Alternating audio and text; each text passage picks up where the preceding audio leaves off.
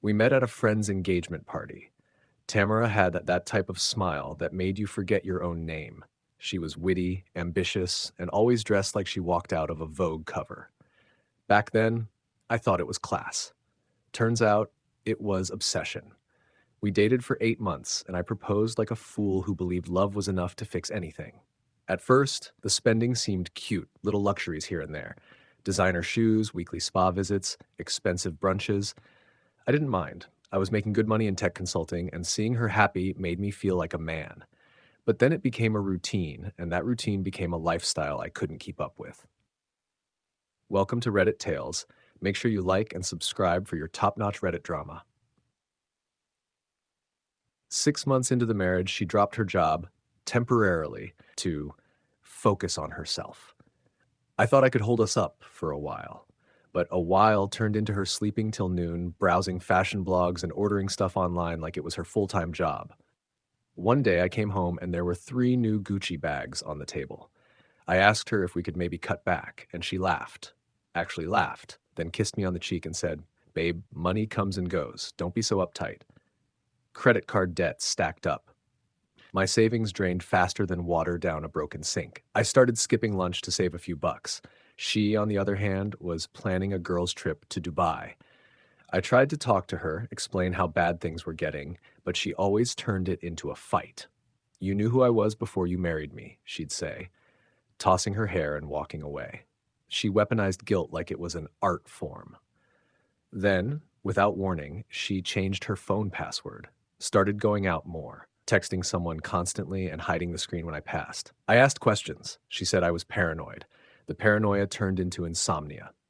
I began to dig. One evening, while she was in the shower, I checked her iPad. Same Apple ID. What I saw? A name I hadn't heard in years. Her ex, the same one she told me was toxic and completely in the past. The messages between her and Marcus, yeah, that was his name, went back months. Pictures, voice notes, inside jokes, stuff that made me sick to my stomach. I sat there, staring at the screen, while the shower ran like white noise, drowning my thoughts. She told him everything, my income, our fights, even mocking how desperate I was to keep her happy. "He's soft. He'd rather go broke than lose me." "Pathetic," she typed. I nearly threw the iPad across the room, but something in me froze. This wasn't just betrayal. This was humiliation with a twist of cruelty. When she stepped out of the bathroom, towel wrapped like a queen on vacation, I asked her straight up, "Are you seeing Marcus again?" Her face didn't twitch. Not once. "Why are you checking my stuff?" she replied, like that was the real crime. I didn't shout. I didn't cry. I just walked out the door and drove until the gas light blinked. I parked at an empty Target lot and just sat there for hours, watching the rain hit the windshield, wondering how I let myself become this doormat. Next week, she drained our joint account, 11,300 without a single word. I came home to a half-empty closet and a text that read, "I need space. Don't contact me unless it's through a lawyer." No warning, no discussion. Just like that, the woman I married ghosted me in real life. I tried calling, but she'd already blocked me on everything. I had to reach her through her sister, who just coldly told me, "Tamara has moved on. You should too." Bills started bouncing. I couldn't pay the rent. I sold my MacBook, took freelance gigs just to keep the lights on, and just when I thought I couldn't feel more degraded, I saw it. Tamara posted up on Instagram at a luxury villa in Tulum, wearing the watch I bought her for our anniversary, smiling in a pool with Marcus, tagged as her everything. She never looked that happy with me. My hands trembled as I stared at the screen. She left me broke, emotionally wrecked, and then used the last of my money to soft launch her ex like he was some kind of prize. A week after I saw that Instagram post, I got served. Divorce papers folded in a neat manila envelope with her signature already inked across the bottom. She wanted irreconcilable differences. No explanation. No discussion. Just that. I didn't even fight it. What was the point? I had no lawyer, no leverage, and barely enough cash for groceries. The apartment I'd worked so hard for? Gone. I had to crash on my cousin's couch, surrounded by boxes of his sneaker collection, while I tried to rebuild my life from a pile of digital ashes and overdraft fees. Meanwhile, she rebranded herself. Tamara took her social media public again, but this time she wasn't Tamara the wife. She was now Tammy Lux, lifestyle coach and influencer, posting tips on manifesting wealth and healing from toxic men, all while sipping wine in rooftop jacuzzis. She even did a podcast interview claiming she left a financially and emotionally abusive situation and finally found love with her soulmate. That soulmate being Marcus, the same Marcus who once cheated on her with her best friend, the one she cried over for 3 hours on our second date. Now he was her king. I couldn't believe how fast the narrative flipped. People started messaging me, mutuals from college, coworkers, asking what happened. Some believed her, some didn't. But the worst part? I had no energy to defend myself. I was too busy trying to survive. I Ubered 12 hours a day, drove late nights, came home to sleep for 4 hours, then did it again. My health deteriorated. My mind was on autopilot. Every ride I picked up, I hoped it wasn't someone she knew. I even started using a different name on the app to avoid awkward encounters. Then came the final twist of the knife. I got a call from a friend who still followed her.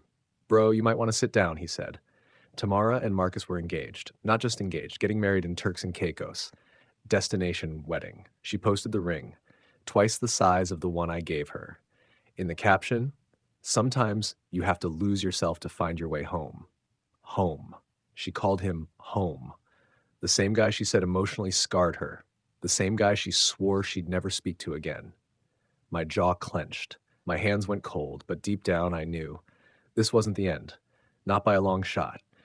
2 months after the engagement announcement, I hit rock bottom. I was sleeping in the back seat of my Honda Civic, my bank account hovering at $17, and my phone about to get cut off. Everything I had built was gone, and still I checked her page like an addict. Her wedding content was all over social media. Sponsored posts, designer gown giveaways. Even People magazine reposted her bachelorette party like she was royalty. I hated myself for watching, but it was like witnessing a crime scene in slow motion. Horrifying, but I couldn't look away. Then one morning, while scrolling in a haze, I saw something that snapped me out of my trance. A Reddit thread. The headline read, "Anyone else think Tammy Lux is a fraud?" I clicked. Inside were screenshots, voice memos, anonymous stories. Turns out, Marcus wasn't just her ex. He was her business partner too. And their coaching program was under investigation for running unlicensed financial advising and taking thousands from clients with no refunds. People were furious. Someone claimed they invested $15 into her Manifest Masterclass and never got a receipt. I kept digging. Turns out she'd started the whole thing while we were still married. My money? It funded their entire launch. From the podcast mic to the website hosting, I unknowingly helped build the brand that destroyed me. I sat there gripping my steering wheel, heart pounding, mind racing. My first instinct was revenge. But instead, I reached out to a reporter who had written about influencer frauds before. I sent everything, bank statements, emails, photos, even audio files from her iPad backups. He replied within an hour, "We need to talk." The story went viral within days. The rise and fall of Tammy Lux blew up on every platform. Her sponsors pulled out, her coaching site went offline, and the wedding in Turks and Caicos canceled last minute. Someone from the resort leaked that Marcus had been detained for fraud. My phone rang off the hook. Old friends, strangers. Even she called, blocked number, voicemail full of tears, begging to talk, said she never meant for it to go this far. I didn't respond. I didn't need closure anymore. I got a steady job, moved into a new place, and started over, this time with both eyes open. The scars are still there, but so is the lesson. Never confuse luxury for loyalty. One will dazzle you, the other will drown you. The end. Please like and subscribe for more interesting stories like this. What do you think of this story? Please comment below.